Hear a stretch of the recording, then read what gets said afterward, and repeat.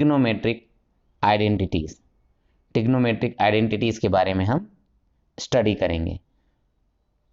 अगर आप इस चैनल में नए हैं तो कृपया सब्सक्राइब करें और बेल आइकन के ऑल नोटिफिकेशन ऑल को प्रेस कर दें ताकि सभी नोटिफिकेशन आपको सही समय में मिलता रहे। लाइक कर दे दोस्तों और शेयर जरूर करें ताकि आपके रिलेटिव्स और फ्रेंड्स को इसका एडवांटेज मिल सके। चलिए दोस्तों, आज के वीडियो को हम शुरू कर लेते हैं हमारे टॉपिक के साथ। आज का हमारा टॉपिक है trigonometric identities.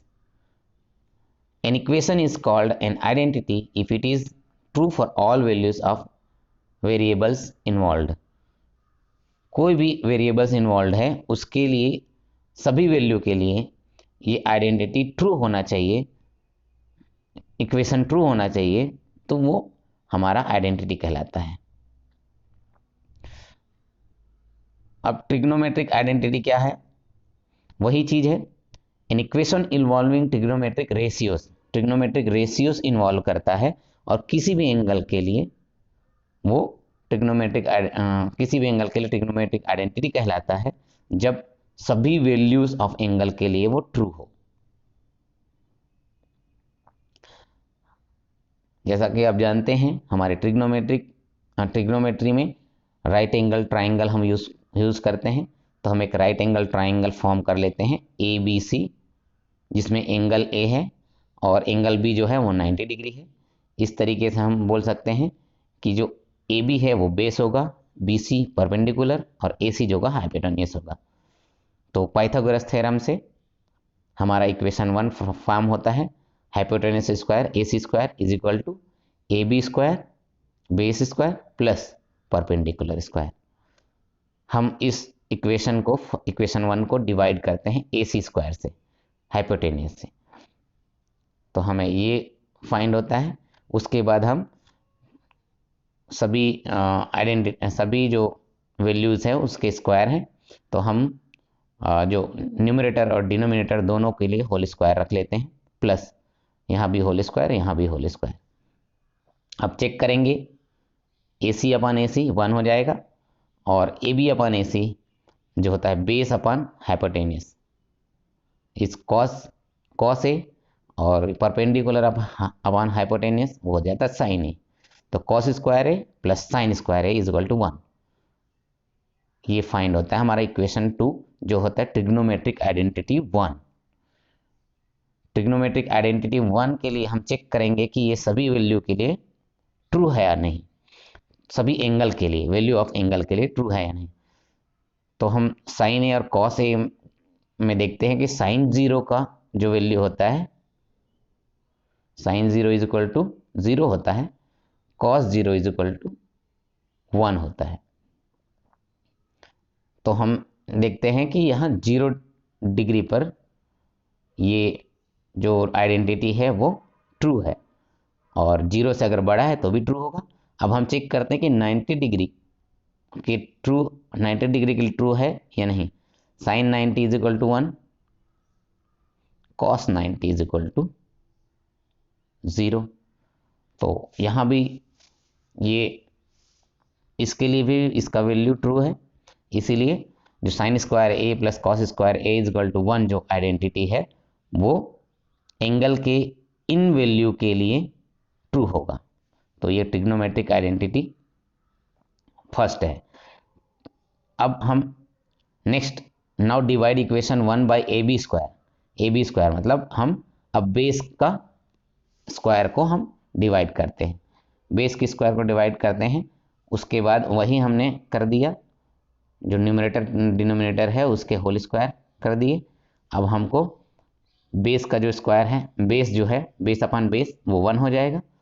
AC upon AB जो hypotenuse upon base sec A होता है और perpendicular upon base tan A होता है। तो इस प्रकार से हमको दूसरा ट्रिग्नोमेट्रिक आइडेंटिटी फाइंड हो जाता है जो कि इक्वेशन 3 से हम डिनोट कर रहे हैं। Sec square A is equal to 1 plus tan square A.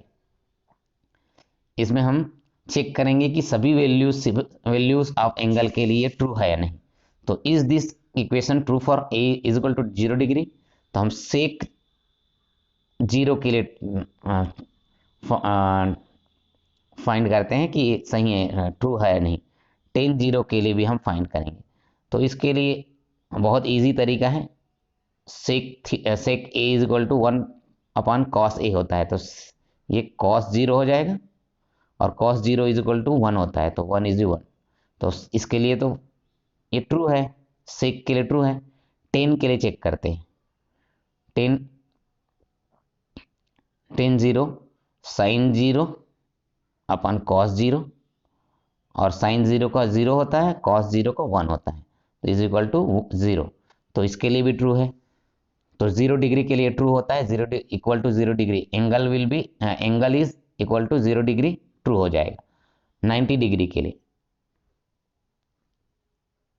Sec 90 degree is equal to 1 cos 90 degree, और cos 90 degree is equal to 0, और 1/0 इज नॉट डिफाइंड।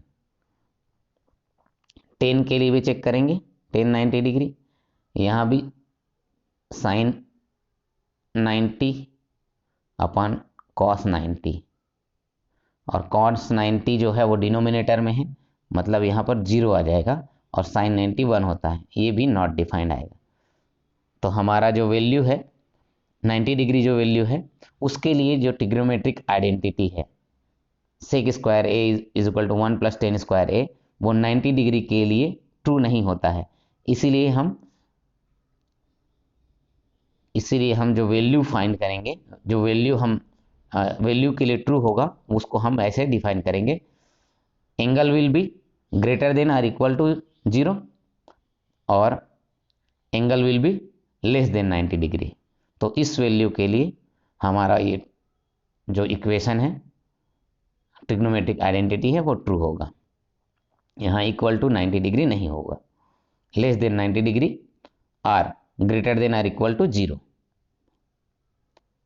अब adding again dividing equation 1 by BC square, अब हम perpendicular को इसमें divide करते हैं equation में, अपने इक्वेशन 1 में, है ना। न्यूमरेटर अपॉन डिनोमिनेटर करके उसका होल स्क्वायर हम ले लेते हैं, और यहाँ पर जो परपेंडिकुलर अपॉन परपेंडिकुलर होता है वो 1 आ जाता है।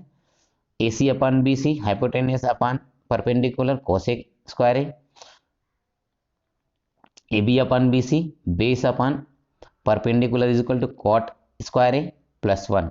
हमको ये फॉर्मूला फाइंड होता है इक्वेशन 4, जो ट्रिग्नोमेट्रिक आइडेंटिटी 3 हमने यहाँ पर फाइंड किया है।